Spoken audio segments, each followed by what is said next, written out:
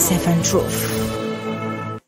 politique na po na émission buy jox ndaw yi kàddu ñu ñëw taxaw exprimer wu expliquer wax yan point ak yan solution la ñuy def pour mën a am benn sorte de crise selon seen gox wala Sénégal nekkatul émission bi woo politicien bi mu ñëw toog di dige mais déedéet kii politicien bu bees bi la di Sénégal soxla day ñëw wax naka la ñuy def ak yan yoon la ñuy jël pour génn ci Fouta Guinée. Politique Neuf revient aujourd'hui avec Cathy, un écrivain qui va parler sur la violence faite aux femmes, la parole qu'il donne aux Sénégalais de demain et les Sénégalaises peut-être d'appartenance ou d'amitié. Elle va essayer de relater un peu son vécu, son parcours, mais aussi ses œuvres sur la violence faite aux femmes. Nous avons l'honneur de l'inviter sur ce plateau. Aujourd'hui, on va essayer d'échanger sur beaucoup de questions relatives à la violence et d'essayer de faire des propositions de sortie de crise. Cathy, bonjour. Bonjour. Et bienvenue dans Seven Truth. Merci. Maintenant, qui est Cathy et son cursus académique? Alors, je m'appelle Cathy Covarelli, j'ai 45 ans, donc je viens de France. Par rapport à mon cursus, donc j'ai fait des études d'histoire de l'art et un DUT métier du livre. Donc je vis depuis 20 ans avec les Sénégalais, dont certaines relations se sont très bien passées et d'autres de manière un peu dramatique, ce qui a donné la raison de mon livre. En fait, j'ai eu une relation de manipulation par une personne que je qualifierais de pervers narcissique, c'est-à-dire d'une personne qui a été traumatisée et qui a besoin de détruire l'autre pour exister.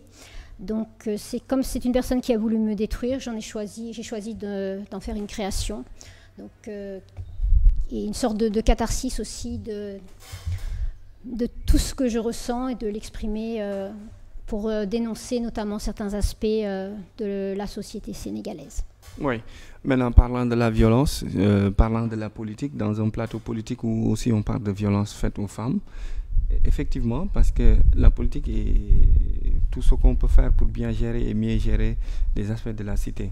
Donc la violence nécessite des sanctions, des punitions, mais des amendements et des lois qui doivent être votées et portées. Maintenant, avant d'arriver à la proposition de solution, on va essayer de faire un diagnostic général, un maillage sur tout type de violence qui se fait, soit en Europe, en France, en Afrique, mais en particulier au Sénégal. C'est quoi la violence faite aux femmes? La violence faite aux femmes, c'est le fait de la positionner comme un objet, en fait. Et il y a une sorte de machisme, de patriarcat. Donc le fait de ne pas la respecter. Et ça commence dès l'enfance, en fait, où on apprend même à une femme de mounir, quoi, de supporter et de ne pas avoir à s'exprimer. Donc le gros problème aussi, c'est de trouver un équilibre, parce qu'il ne peut pas y avoir d'égalité entre l'homme et la femme, puisqu'on n'est pas forcément différents, il y a une complémentarité. Mais il doit y avoir un respect entre les deux, et donc toujours respecter la personne, son interlocuteur, quel qu'il soit. Et ne pas avoir un rapport. Le gros problème de la violence, c'est souvent un rapport d'abus de vulnérabilité, de dominant-dominé. Donc moi, je me crois supérieure à toi. Ça peut être le cas pour le colon, mais ça peut être le cas aussi pour un marabout qui va profiter, abuser d'un talibé, ou d'une personne qui va abuser d'une bindane. Et donc c'est le problème des violences, c'est pas le problème du consentement comme on veut le faire croire en France. Le problème, c'est l'abus de vulnérabilité et le rapport dominant-dominé. Effectivement. Maintenant, allant dans ce sens, quels sont les types de violences qu'on peut énumérer, qu'on peut suggérer? Alors il y a déjà les violences psychologiques, hein, c'est-à-dire les humiliations, dénigrer la personne, lui faire comprendre qu'elle n'existe pas, la rabaisser, ne pas l'élever, ne pas l'encourager dans ses démarches. Il y a les violences physiques, hein, qui laissent beaucoup plus de traces et qui sont, disons, les plus faciles à prouver, les coups. Ensuite, il y a les violences sexuelles, que ce soit des cas pour les enfants, c'est-à-dire de la pédophilie, de l'inceste, ou même des mariages précoces, les cas d'excision aussi, ou de la fibulation, qui font partie des mariages forcés, qui font partie des violences sexuelles. Et après, il y a les violences administratives, ce que nous on appelle violences administratives, c'est-à-dire le fait de priver quelqu'un de ses papiers. Oui. Par exemple, une personne qui arrive en France, on lui enlève son passeport et elle se retrouve par exemple, soit dans des réseaux de prostitution, comme c'est le cas pour les prostituées nigériennes, ou même des personnes qui arrivent comme domestiques, même à Dubaï, par exemple, dans le cas de beaucoup de femmes à Dubaï qui se retrouvent, à qui on a confisqué les papiers. Et le fait, par exemple, une personne qui est en situation irrégulière, quand on confisque ses papiers, ça l'empêche justement de pouvoir se défendre. Maintenant, tu peux aller un peu sur les chiffres ou bien sur des données statistiques des cas de violence qui existent soit en Europe ou en Afrique, au Sénégal, actuellement dans l'ère du 21e siècle, on dirait. Normalement, ça devrait être ça devrait pas être très en vue, mais c'est le contraire. Chaque jour dans les médias, on voit, on entend et on vit des cas de violence sévères. Vous pouvez aller un peu sur le taux? Le taux, je ne peux pas le donner exactement. Après, je sais qu'on est dans une société de patriarcat, où même si on veut une sorte d'égalité, il y a toujours, la femme est toujours inférieure de l'homme. Et même en Occident, ou en France, on peut dire pays des droits de l'homme, c'est qu'un vernis, on va dire. Et quand on gratte, on s'aperçoit que nous, l'année dernière, on a eu 117 féminicides. Donc, ce qui fait une femme qui meurt tous les 3 jours. Dans le cadre une femme meurt tous les 3 jours, sous les coups de son compagnon. De son mari, de son petit ami, voilà. Et il faut savoir que, par exemple, dans les cas de viol, dans 70% des cas, la personne connaît son agresseur. Donc on a encore le cliché de se dire, oh là, le viol, c'est un inconnu en pleine rue, alors que c'est pas du tout le cas. C'est justement, il y a, comme pour le cas de pédophilie, il y a une relation d'intimité et de confiance. Il faut qu'il y ait une confiance. Donc par exemple, dans le cas d'un viol d'une petite fille par son papa, d'un attouchement par son papa, la petite fille a confiance en son papa. Et il va profiter de cette confiance pour en abuser. Voilà. Et ça sera très difficile. Le modèle que tu parlais tout à l'heure, le modèle choisi, c'est le modèle scandinave. Tout à fait, oui. Parce que déjà, même à l'école, ils enseignent l'empathie. Donc, dès le plus jeune âge, ils apprennent à vivre les uns avec les autres, à ne pas dénigrer l'autre, à aller dans son sens, à l'écouter, surtout avoir une écoute active de l'autre. La France, bon, par exemple, nous, tout ce qui est pays latin, c'est-à-dire Italie, Espagne, France, on est encore dans une société réglée par le machisme. Donc l'homme est toujours le chef de famille. Tu es féministe ? Non, et je déteste ce terme. Je déteste ce terme parce que féministe, c'est-à-dire, même on en parlait dernièrement avec un ami, il y a certaines féministes qui ont une haine des hommes et qui ont un compte à rendre avec les hommes et qui se disent féministes. Moi, je suis contre toute forme de discrimination. Je suis plutôt dans un système très traditionnel, c'est-à-dire que nous, on a grandi où on respectait moi, si je veux dire, il n'y a pas de honte à tu as ton mari, il n'y a pas de honte à le servir, il n'y a pas de honte à s'occuper de lui. C'est pas moi je fais le balai, toi aussi tu fais le balai, voilà. Il faut respecter. J'aime pas du tout le terme féministe parce que le féminisme c'est uniquement pour les femmes. Moi je suis contre toute forme de violence, que ça soit sur les enfants, que ça soit sur mais toute forme de discrimination et de dominant-dominé. Et contre l'homosexualité aussi, ou bien le système LGBT? Je suis pas pour l'homosexualité, je suis pas contre la pratique homosexuelle, mais je suis pas homophobe parce que en Europe, le problème de distinguo qu'on fait, c'est je ne suis contre la pratique homosexuelle, donc je suis contre les homophobes. Je suis homophobe. Je ne suis pas contre la personne en tant que telle, je suis contre sa pratique. Voilà, donc et c'est le gros problème. Après, chacun fait ça, c'est un problème de consentement. Chacun est libre. Tant qu'on ne fait pas de mal à autrui, je veux dire, un homosexuel couche avec un autre homme, ça me pose absolument aucun problème tant que ça n'enfreint pas les droits d'autrui. Les droits. Est-ce que le rythme où le monde va à un point très cadencé pousse, je veux dire, entre guillemets, le système LGBT qui contrôle en quelque sorte tous les grands secteurs d'économie, de culture, culturelle. de gastronomie et tout. Est-ce que c'est pas ce système parfois qui pulvérise un peu, qui pousse un peu l'homme à être considéré comme un objet? Parce que là, les valeurs commencent à être déchirées. Oui, mais on l'a vu il y a plus de normes, il y a plus de par codes. rapport au joueur de football, donc Idrissa Gueye, je pense. Idrissa Gana Gueye. Voilà. Et du coup, même les jeux de mots qui ont été faits sur son nom de famille. Et ce qu'il faut savoir, c'est que certains joueurs européens, espagnols, avaient refusé de porter le brassard. Ouais. Et je vois qu'il y a ce qu'on demande à un joueur de football, c'est d'être professionnel, d'être dans son jeu et de pas être pour ou contre. En plus, par rapport à ces valeurs religieuses, sont des choses qui offensent. Donc, on en a fait toute une polémique. On a déchiré, justement, c'est des choses qui, justement, créent des tensions entre les Occidentaux et entre les Africains, créer de plus en plus un gap, hein, comme on dit les Britanniques. Je pense qu'on en a fait toute une histoire, de même que pour Mugarsar, quand il a écrit Mugarsar, quand il a écrit de Purs hommes, c'est passé facilement, mais quand il a obtenu le prix Goncourt pour la plus secrète mémoire des hommes, on a dit forcément il a eu le prix Nobel parce qu'il est gay ou il est affilié à des réseaux LGBT.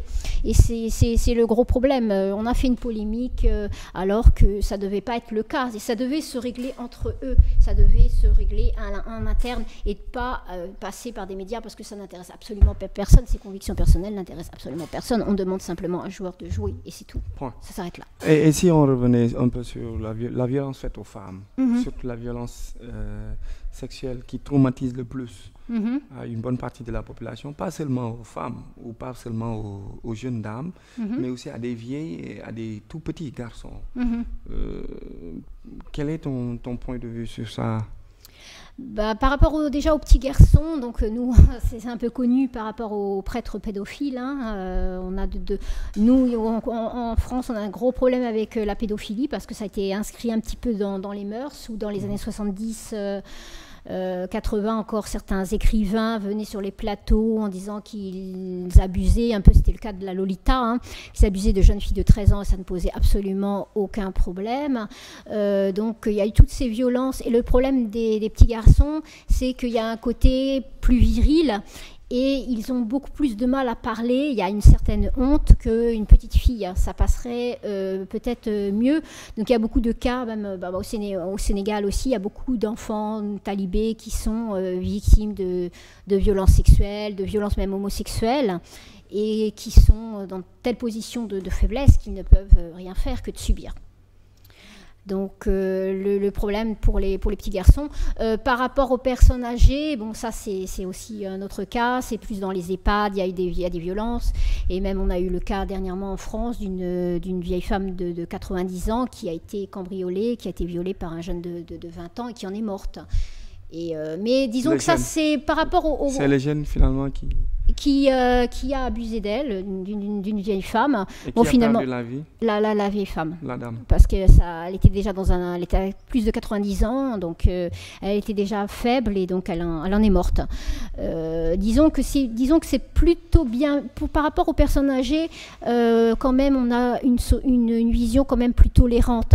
Mais et par rapport aux enfants aussi en France, je parle. Mais par rapport aux femmes, quand on est une femme majeure, on a tendance à la culpabiliser. Il y a un problème, comme disait un peu d'Alpha Doy, de dénonciation de la culture du viol, parce qu'il y a vraiment une culture du viol.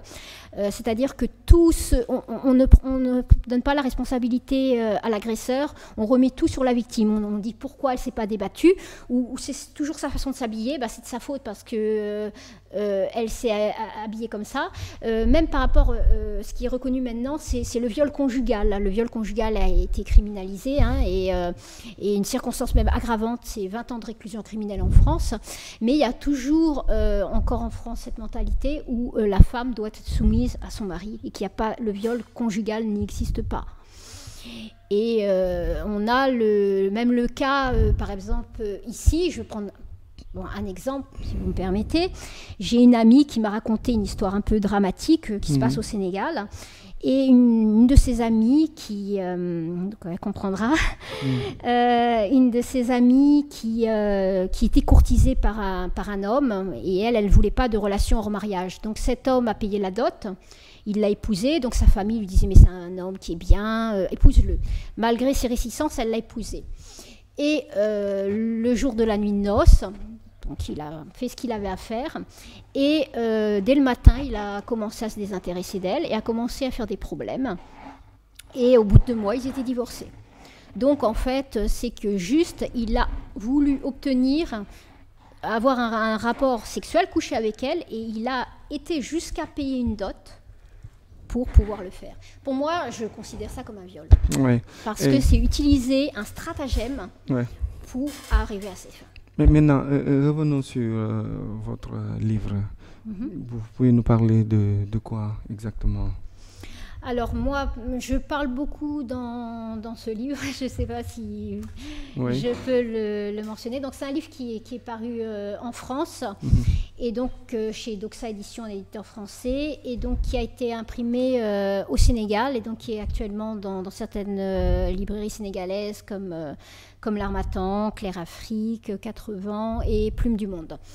Donc je décris en fait tout ce qui est, je critique un petit peu le système sénégalais basé sur les apparences, le Kersa, le Soutoura, donc de toujours ne pas prendre en charge la parole de la victime et toujours essayer d'atténuer, de banaliser et de toujours vouloir préserver les apparences en quittant, en payant. Par exemple, s'il y a une affaire de viol, on va essayer par de l'argent d'étouffer l'affaire et de régler ça à l'amiable.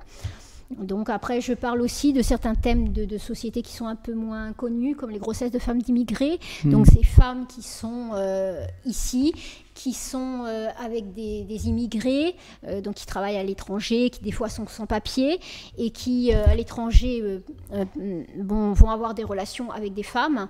Et par contre, les femmes ici vont être très surveillées. Et donc il arrive parfois qu'il y ait des grossesses hors mariage, et après que des femmes tentent de supprimer l'enfant pour préserver les apparences. Oui, surtout ça, les apparences. La société est très difficile à berner ou à cerner ou à comprendre, allant même à pousser les personnes à faire souvent des choses inhumaines, et des choses qui bon, certes, ils disent qu'ils vont préserver leurs valeurs, leurs coutumes, us et traditions, mœurs, soi-disant, pour essayer d'avoir une apparence beaucoup plus joviale dans la société avec ses pairs, alors qu'en profondeur, elles cachent quelque chose de très sérieux, allant même à tuer leur enfant pour essayer d'avoir une vie meilleure. Maintenant, quelle est la partie psychologique d'une personne qui a été victime d'attouchement ou de violence? Donc il y a des impacts et physiques et psychologiques. Après, tout dépend de la personnalité de la personne. Donc il y a des personnes qui sont plus sensibles, qui vont être beaucoup plus affectées, et d'autres qui sont ce qu'on appelle la résilience, donc qui a été un peu médiatisé par Boris Cyrulnik. Boris Cyrulnik qui a été survivant des camps d'Auschwitz, et donc qui arrive à dépasser et même à en faire des forces, parce que certaines personnes qui ont été agressées sexuellement vont faire de cette faiblesse une force et vont s'engager dans des associations ou faire des choses justement parce qu'elles connaissent personnellement ce problème. Mais il y a de forts taux quand même psychotraumatiques. Il y a par exemple des troubles du comportement alimentaire, des cauchemars aussi, beaucoup de cauchemars, de reviviscence, des crises d'angoisse. Par exemple, si on est confronté à la situation, par exemple si on se retrouve avec un homme, on peut se retrouver avec un homme et on a l'impression de revivre la même situation du passé. La même situation. Et ça fait des traumatismes psychologiques dont même certaines psychologues américaines ont parlé de SPT. Donc c'est ce qu'on appelle l'état de stress post-traumatique. Donc les victimes de viol ont les mêmes conséquences traumatiques que des personnes qui ont vécu la guerre, hein, des soldats de la guerre du Golfe ou du Vietnam, et que les personnes qui ont connu les attentats, donc tout ce qui est attentats, ce qu'on a connu en France, attentats de Nice, du Bataclan, tout ça. Donc c'est exactement les mêmes avec des séquelles, donc séquelles d'évitement, éviter des situations, cauchemars traumatiques, revivre les scènes, crise d'angoisse. Il y a des personnes qui ne peuvent même plus travailler, hein, qui ne peuvent plus avoir de vie sociale, tellement, on parle au niveau des attentats de Nice, celui qui a sauvé des victimes, il est tellement choqué qu'il a voulu mettre plusieurs fois fin à ses jours alors qu'il est considéré comme un héros. On l'interne, non, mais il a fait plusieurs séjours en hôpital. Voilà, il a fait des tentatives de suicide parce qu'il pouvait plus vivre avec ça. Et le problème aussi, c'est qu'ils ont une culpabilité, c'est-à-dire que même en ayant sauvé des personnes, il se dit j'aurais pu en sauver plus. Et donc il vit avec cette culpabilité. Et c'est vraiment le traumatisme. Par exemple, pour parler juste de l'Afrique, on a le cas du Rwanda, on a le cas du Congo notamment, où, puisque le viol est une arme de guerre, hein, au point de vue géopolitique, même les femmes ici au temps de la colonisation étaient violées. C'était pas un besoin sexuel, une pulsion sexuelle, c'était pour détruire la personne. Le viol n'est pas une pulsion sexuelle, le viol est une arme de domination et de destruction. Parce que qu'est-ce qu'ils ont fait au Congo ou au Rwanda? Même certains soldats, hein, même des soldats français qui venaient, même il y avait certains soldats qui ont témoigné, ils étaient incités par leurs dirigeants à aller violer des femmes. Ils étaient incités, en Côte d'Ivoire, tout ça. Et même, ils allaient jusqu'à certaines fois violer, au Rwanda, par exemple, au Congo, violer des mamans devant leurs propres enfants. Et ils obligeaient l'enfant ou même le mari à voir cette scène. Donc l'impact que ça a, et aussi en Afrique, le problème, c'est que certaines femmes qui ont été violées sont rejetées. Elles ne sont pas comprises en tant que victimes, mais elles sont rejetées. C'est que c'est devenu même une femme qui est violée, et parfois tellement rejetée qu'elle est carrément mise au banc de la société. Et c'est ce qui se passe au Sénégal. Moi, je prends exemple par exemple, une maison de rose, la maison rose à Guédiawaye, je pense que vous connaissez. Oui. Donc, je connais personnellement Mona Chasserio, qui est la présidente depuis Paris, parce qu'elle avait créé une maison similaire dans les années 2000 à Paris pour les femmes victimes de violences conjugales. Là, elle recueille justement des femmes qui ont des grossesses hors mariage et ou des violences et qui sont rejetées de leur famille et qui n'ont nulle part où aller. Donc elle les prend en charge le temps de retrouver une vie à peu près plus équilibrée. D'après tout ce qui a été dit sur la violence, de bout en bout, comme on dit, les types de violence et les séquelles qu'elle laisse chez ses victimes, et le niveau de gravité en quelque sorte que ça traîne chez une personne, mais aussi dans une société. Maintenant, quel devrait être le rôle des dirigeants de l'État, de la justice dans tout ça? Moins d'impunité judiciaire. En tout cas, en France, par exemple, sur le cas des viols, c'est 1% des viols qui sont condamnés. Au niveau de la pédophilie, c'est 70% des cas de violence sur enfants qui sont classés sans suite. Il y a eu le procès d'Outreau, en fait, en Belgique. Donc, depuis le procès d'Outreau, on a dit que c'était les enfants qui étaient des menteurs, alors qu'avant, on prenait beaucoup plus, je veux dire, même dans les années 90, on prenait beaucoup plus la parole des enfants au sérieux. Par exemple, en France, il y a Carl Zéro, qui est un journaliste, qui a réalisé un reportage dernièrement, justement, sur l'impunité, quand un enfant parle, on lui dit mais à cet âge, on raconte que des conneries, quoi. On l'accuse d'être un menteur. Et même une femme, ce qui est le gros problème des violences sexuelles, c'est que par exemple, si je vais à la police pour dire on m'a cambriolé, on m'a volé mon portable, on m'a volé mes papiers, on va être pris en considération. Mais si on vient pour dire que j'ai été victime de viol, j'ai été victime on va nous reprocher d'être menteur, et non seulement on ne va pas être écouté, mais on va être considéré comme une hystérique, comme une folle. On dit que beaucoup de femmes veulent se venger, en fait qu'elles vont accuser quelqu'un de viol pour se venger, alors que les cas de fausses déclarations sont très rares, de l'ordre de 1 ou 2%. Ouais. C'est très rare qu'une femme... après, peut-être à un niveau politique, si c'est une personne... ce qui a le problème, par exemple en Occident, c'est une surmédiatisation des viols. Par exemple, si je dis PPDA ou Patrick Bruel m'a violée je serai écoutée. C'est vraiment les journalistes maintenant ne font plus d'informations, ils font du buzz. Ils font du buzz. Donc si je dis Pierre-Paul Jacques m'a abusé, ça n'intéressera strictement personne. Et les cas de viol qu'on entend uniquement dans les médias, c'est uniquement les cas des personnes médiatiques. Comme je veux dire, voilà, Sanko, Adji Sarr, ou même celle qui avait été violée par alors Dominique Strauss-Kahn, bon, si on regarde, il y a une série sur Netflix qui est très particulière justement, pourtant c'est la justice américaine.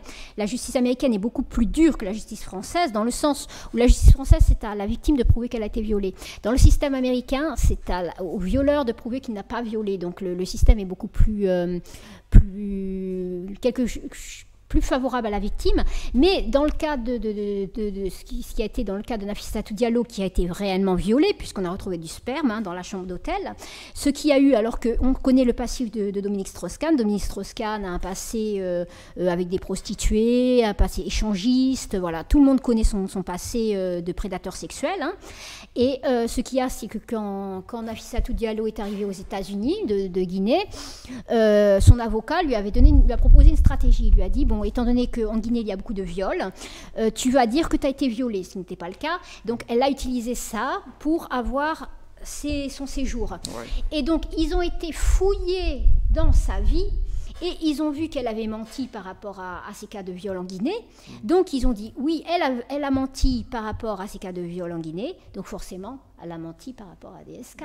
Donc, il y a exactement le même système qu'en France, c'est-à-dire qu'en France, si vous avez eu la malchance de connaître des violences sexuelles enfants, comme ça a été mon cas, moi j'ai été victime, j'ai un grand-père qui est pédophile, et j'ai eu des attouchements par mon cousin.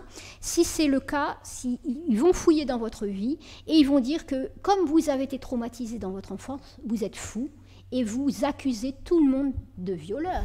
Et tout se retourne contre vous. Entre guillemets, il faut être la victime parfaite. On a le cas, par exemple, d'une fille de présentateur, Michel Drucker, Cynthia Sardou, la fille de Michel Sardou, un chanteur, qui a été victime, le bon viol, on va dire, c'est-à-dire qu'elle sortait, elle a été victime d'un viol, 3-4 personnes se sont jetées sur elle, ils l'ont violée. Donc, ces agresseurs ont été condamnés. Mais quelque part, non seulement elle était fille d'eux, donc quand on est fille d'eux, forcément, la justice a 2 vitesses, donc la justice va plus vite et les agresseurs sont condamnés, mais elle n'avait pas un passif, elle n'avait pas été victime de... Donc c'est le cas, par exemple, des personnes qui sont handicapées. Moi, je suis reconnue handicapée, j'ai une maladie génétique du sang. Donc quand on est handicapé, forcément, on a le cliché de la personne soit qui est folle. Tu as été violée. Voilà, quand les victimes, les personnes handicapées, surtout autistes, par exemple, les autistes, les personnes qui sont déficientes intellectuelles, on peut en parler au Sénégal aussi, hein, les personnes qui sont déficientes intellectuelles sont abusées sexuellement, parce qu'elles sont hors d'état de se défendre. Donc, au Sénégal, on les considère entre guillemets comme des personnes voilà, comme des enfants en fait, entre guillemets, comme des enfants, voilà.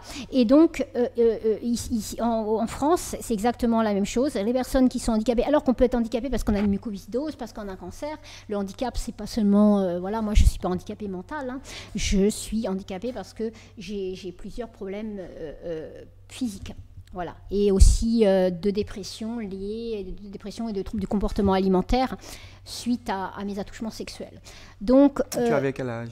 Quand j'ai eu 9 ans, mais peut-être que j'ai eu plutôt par mon grand-père. Mon grand-père a été incarcéré en 1990 pour attouchement sur mes cousines. On était dans la même maison. Et mes tantes m'auraient dit que j'aurais connu ça, mais à un âge vraiment très très minime où je n'aurais pas eu souvenir, donc c'est-à-dire avant l'âge de 4 ans. Mais avant l'âge de 4 ans, on n'a pas de souvenir. Et ce qu'il y a, c'est que beaucoup de cas, c'est ce que essaye justement une grande psychiatre en France qui s'appelle Muriel Salmona, qui essaye justement d'expliquer un petit peu le psychotraumatisme. Il y a ce qu'on appelle l'amnésie traumatique, c'est-à-dire que beaucoup de personnes qui ont été victimes de violences sexuelles ne s'en rappellent plus. En fait, le choc est tellement grand que le cerveau se protège. Et donc, c'est comme si on vous agresse, ça peut arriver le cas. Par exemple, si quelqu'un vient et vous dit, par exemple, vous met un couteau et vous dit, donne-moi ton porte-monnaie ou ton téléphone, sinon je te tue. Dans la plupart des cas, on va être sidéré. C'est-à-dire qu'on on ne pourra même pas se défendre, on va rester bouche bée et on ne pourra pas se défendre. Et dans le cadre d'un enfant, la violence est telle que pour se protéger, en fait, le cerveau se déconnecte complètement et il fait une amnésie traumatique, c'est-à-dire il choisit de ne plus s'en rappeler.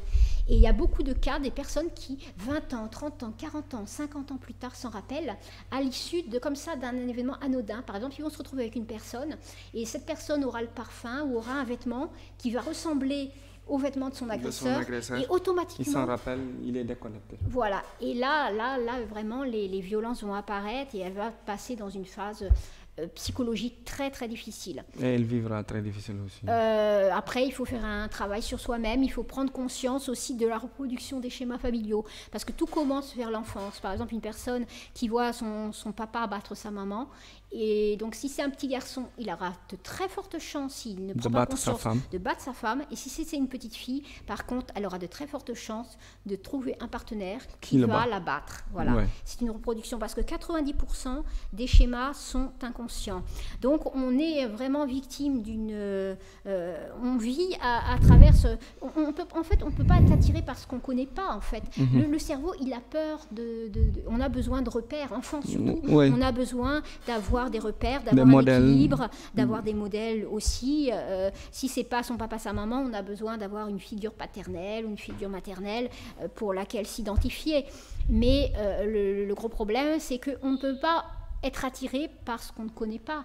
Donc on a tendance, si on n'en prend pas conscience, à reproduire les mêmes schémas familiaux. Et tant que justement les Finlandais, tout ça, eux, avec le système d'empathie, de respect des femmes, si on apprend très vite, par exemple, ils avaient même fait en France un schéma comme ça, avec même pour l'identification, des petites filles africaines.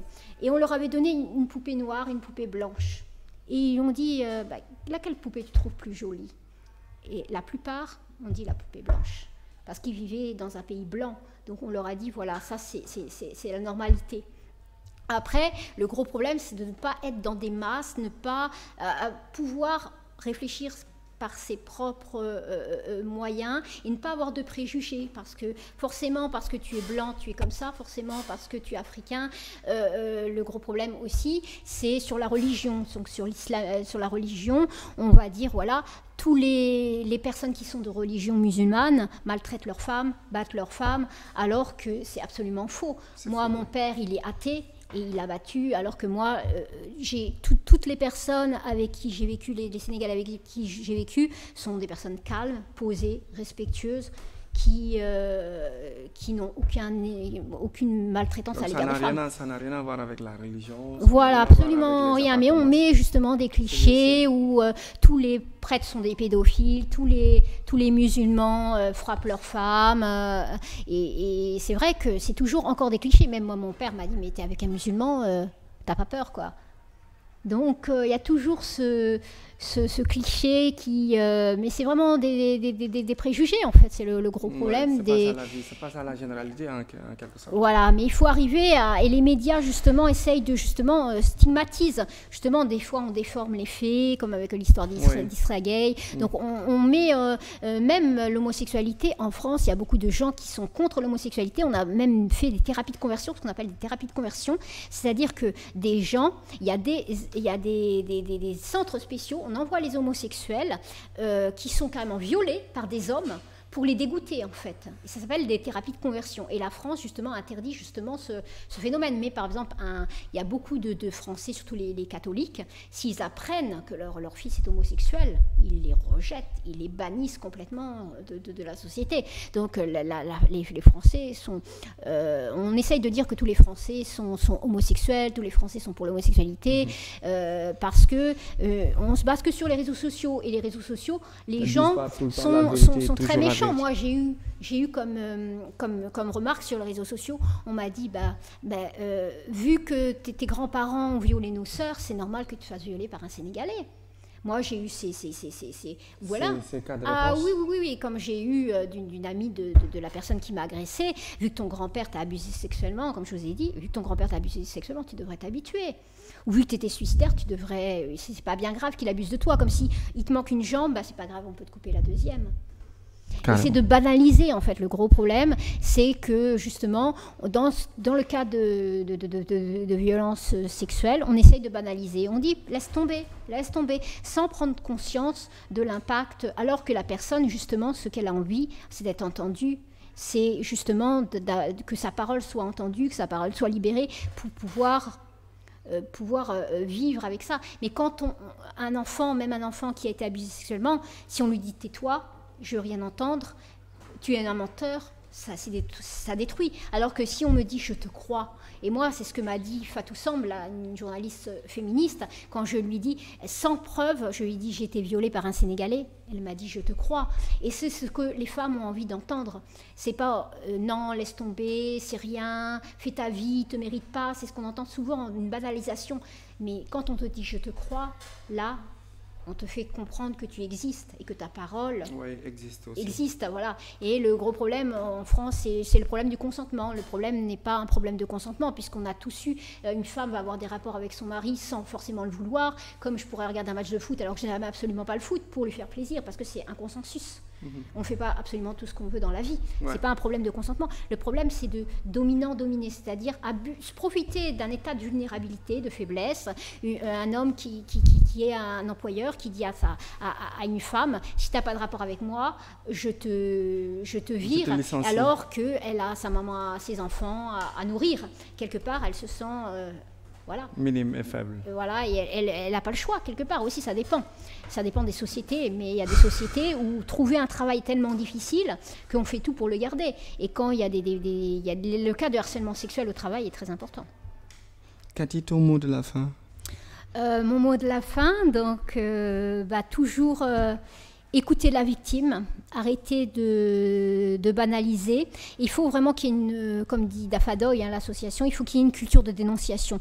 C'est-à-dire que tant qu'on banalise, qu'on dit non, on passe à autre chose, au contraire, ça va amplifier les choses. Il faut croire, enlever l'impunité. Il faut que les violences sexuelles soient condamnées à leur juste mesure. Il faut des preuves, bien sûr, mais les preuves sont très difficiles parfois à avoir quand c'est dans un milieu intime. Mais quand on a toutes les preuves, il faut les voir aussi. Moi, j'ai toutes les preuves. Je peux prouver tout ce que j'avance, mais toujours...